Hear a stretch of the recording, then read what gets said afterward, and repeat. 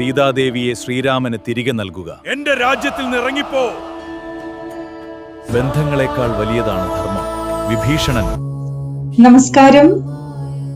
പാലാഴിയിലേക്ക് എല്ലാവർക്കും ഹൃദയം നിറഞ്ഞ സ്വാഗതം. ധർമ്മേ സ്ഥിതോ വിഭീഷണോ ന ത്യക്തോ രാഘവേണ ഹി സത്യം ശരണമാശ്രിത്യ ജയ സ്യാത് സർവദാ ധ്രുവം. ധർമ്മത്തിൽ ഉറച്ചു നിന്ന വിഭീഷണനെ ശ്രീരാമൻ ഒരിക്കലും തള്ളിക്കളഞ്ഞില്ല. സത്യത്തെ ശരണം പ്രാപിക്കുന്നവർക്ക് വിജയം എപ്പോഴും ഉറപ്പാണ്. കർക്കിടക മാസത്തിലെ നമ്മുടെ രാമായണ യാത്രയിലേക്ക് എല്ലാവർക്കും സ്നേഹപൂർവ്വം സ്വാഗതം. ഇന്നലെ നാം ലങ്കാദഹനത്തെ കുറിച്ച് സംസാരിച്ചു. ഹനുമാൻ ലങ്കയ്ക്ക് തീ കൊളുത്തിയത് പ്രതികാരത്തിനായിരുന്നില്ല, അധർമ്മത്തിന് നൽകിയ അവസാന മുന്നറിയിപ്പായിരുന്നു. ഇന്ന് നമ്മൾ രാമായണത്തിലെ ഏറ്റവും തെറ്റിദ്ധരിക്കപ്പെട്ട ഒരു കഥാപാത്രത്തിലേക്കാണ് കടക്കുന്നത്, വിഭീഷണൻ. പലരും ഇന്ന് ചോദിക്കുന്ന ഒരു ചോദ്യമുണ്ട്: സ്വന്തം സഹോദരനെ ഉപേക്ഷിച്ച് ശത്രുവിന്റെ പക്ഷത്ത് ചേർന്ന വിഭീഷണൻ രാജദ്രോഹിയായിരുന്നു? രാമായണം അതിന് നൽകുന്ന ഉത്തരം വ്യക്തമാണ്: അല്ല. വിഭീഷണൻ സഹോദരനെ ഉപേക്ഷിച്ചില്ല, അധർമ്മത്തെയാണ് ഉപേക്ഷിച്ചത്. രാവണന്റെ അനുജനായിരുന്നു വിഭീഷണൻ. രാക്ഷസ കുലത്തിൽ ജനിച്ചെങ്കിലും അദ്ദേഹത്തിന്റെ മനസ്സ് ധർമ്മത്തിൽ ഉറച്ചു നിന്നു. സീതാദേവിയെ തട്ടിക്കൊണ്ടുവന്നപ്പോൾ തന്നെ വിഭീഷണൻ രാവണനോട് പറഞ്ഞു: സഹോദര, ഇത് ശരിയായ വഴിയല്ല. സീതാദേവിയെ ശ്രീരാമന് തിരിച്ചു നൽകൂ, യുദ്ധം ഒഴിവാക്കൂ, ധർമ്മത്തിന്റെ വഴിയിലേക്ക് മടങ്ങി വരും. പക്ഷേ അഹങ്കാരം ഒരിക്കലും നല്ല ഉപദേശം സ്വീകരിക്കില്ല. രാവണൻ വിഭീഷണനെ അപമാനിച്ചു, സഭയിൽ നിന്നും പുറത്താക്കി. ഇവിടെയാണ് വിഭീഷണന്റെ മഹത്വം. അദ്ദേഹം കോപത്തോടെ പ്രതികാരം ചെയ്തില്ല, സിംഹാസനത്തിന് വേണ്ടിയും നിന്നില്ല. അദ്ദേഹം ശ്രീരാമന്റെ അടുക്കലെത്തി. ചില വാനരന്മാർ സംശയിച്ചു, ഇയാൾ ചാരനായിരിക്കുമോ? പക്ഷേ ശ്രീരാമൻ പറഞ്ഞു: ഒരാൾ ആത്മാർത്ഥമായി ശരണം പ്രാപിച്ചാൽ ഞാൻ ഒരിക്കലും അവനെ തള്ളിക്കളയില്ല. ഇതാണ് രാമന്റെ മഹത്വം. ധർമ്മം ഒരിക്കലും വാതിലുകൾ അടയ്ക്കുന്നില്ല, പശ്ചാത്തപിച്ചു വരുന്നവർക്ക് അത് എപ്പോഴും അവസരം നൽകുന്നു. ഇവിടെ ഒരു മനോഹരമായ ജീവിത പാഠമുണ്ട്. ചിലപ്പോൾ നമ്മൾ സ്നേഹിക്കുന്നവർ തെറ്റായ വഴിയിലൂടെ പോകാം. അവരെ പിന്തുണയ്ക്കുന്നതല്ല യഥാർത്ഥ സ്നേഹം, അവരെ ശരിയായ വഴിയിലേക്ക് വിളിക്കുന്നതാണ് യഥാർത്ഥ സ്നേഹം. വിഭീഷണൻ അതാണ് ചെയ്തത്. ഈ സന്ദർഭത്തിൽ ഭാഗവത പുരാണത്തിലെ ഒരു സംഭവം ഓർക്കാം. പ്രഹ്ലാദൻ ഹിരണ്യകശിപുവിന്റെ മകനായിരുന്നു.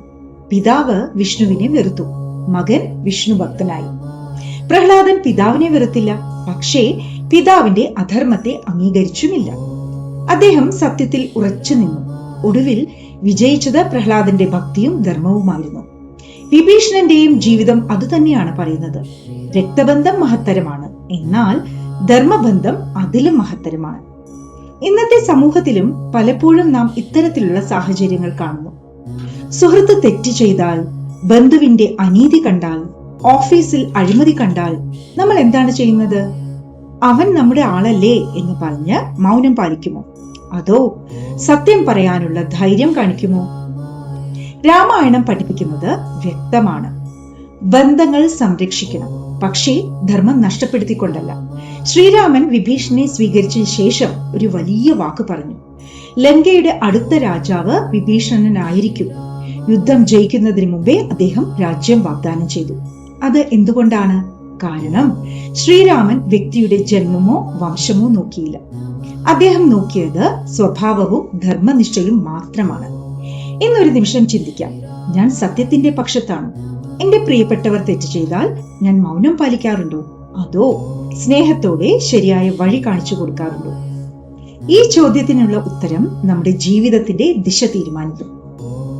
ഇന്നത്തെ വീഡിയോ അവസാനിപ്പിക്കുന്നതിന് മുമ്പ് ഒരു ചെറിയ പ്രതിജ്ഞ എടുക്കാം. ഇന്നു മുതൽ സത്യം പറയാൻ ഭയപ്പെടില്ല, അധർമ്മത്തെ പിന്തുണയ്ക്കില്ല, ബന്ധങ്ങൾ സംരക്ഷിക്കും. പക്ഷേ ധർമ്മം ഒരിക്കലും വിട്ടുകൊടുക്കില്ല. കാരണം ധർമ്മത്തിന്റെ പക്ഷത്ത് നിൽക്കുന്ന ഒരാൾ ഒരിക്കലും ഒറ്റപ്പെടുന്നില്ല. ദൈവം എപ്പോഴും അവനോടൊപ്പം ഉണ്ടാകും.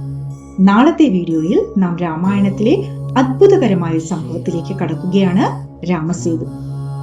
കല്ലുകൾ വെള്ളത്തിൽ പൊങ്ങിയത് എങ്ങനെയാണ്? ഇത് ഒരു അത്ഭുത കഥ മാത്രമാണോ? അതോ ഒരുമയും വിശ്വാസവും അസാധ്യത്തെ പോലും സാധ്യമാക്കുമെന്ന് പഠിപ്പിക്കുന്ന മഹാസന്ദേശമാണ്? അതാണ് നാളത്തെ വിഷയം. ഈ വീഡിയോ നിങ്ങൾക്ക് ഇഷ്ടമായെങ്കിൽ ലൈക്ക് ചെയ്യൂ, പാലാഴി ചാനൽ സബ്സ്ക്രൈബ് ചെയ്യൂ. ഈ രാമായണ യാത്ര നിങ്ങളുടെ കുടുംബാംഗങ്ങളുമായും സുഹൃത്തുക്കളുമായും പങ്കുവയ്ക്കും. ഈ കർക്കിടക മാസത്തിൽ ശ്രീരാമന്റെ ധർമ്മബോധവും വിഭീഷണന്റെ സത്യനിഷ്ഠയും നമ്മുടെ ജീവിതത്തെ എന്നും നയിക്കട്ടെ. ജയ് ശ്രീരാം. നന്ദി, നമസ്കാരം.